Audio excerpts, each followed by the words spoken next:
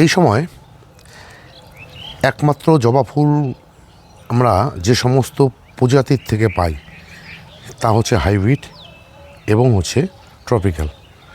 আমি আমার ছাদ বাগানে ট্রপিক্যাল জবা করিনি এখনও পর্যন্ত, তবে হাইব্রিড জবা গাছ করি, সেটা আপনারা সবাই জানেন এবং আপনারা সবাই দেখেন।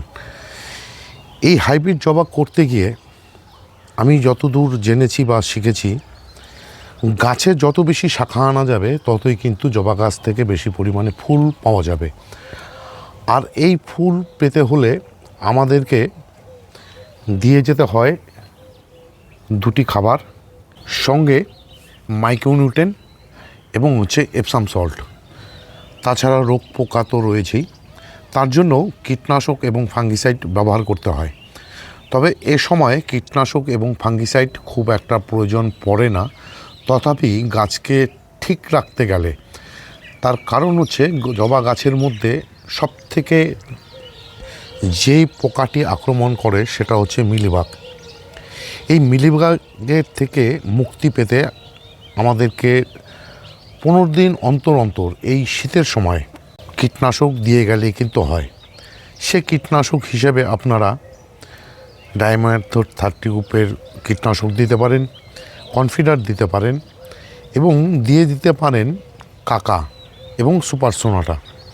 সুপার সোনাটা দিলে সবথেকে একটি ভালো কাজ হয়, যেটা সুপার সোনাটার মধ্যে থাকে মাইক্রোনিউট্রেন এবং পিজিআরের গুণাবলী, যার জন্য একটি ওষুধ দিয়ে দুটি কাজ কিন্তু হয়ে যায়।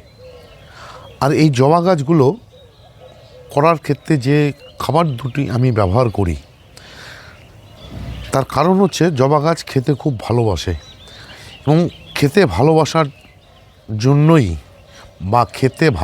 জন্যই জবা গাছকে সপ্তাহে একদিন করে সর্ষের খোল জল এবং একদিন করে আমি দেই 13-0-45।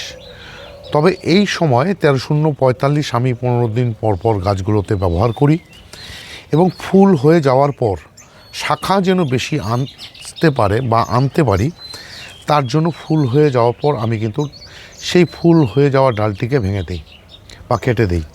আর তাতেই কিন্তু ছোট ছোট গাছগুলোতেও দেখুন কিভাবে শাখা সহ কুঁড়ি আসতে শুরু করেছে।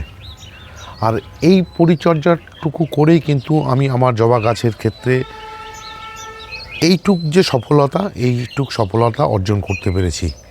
আর এই ছিল আজকের ছোট্ট একটি ভিডিও।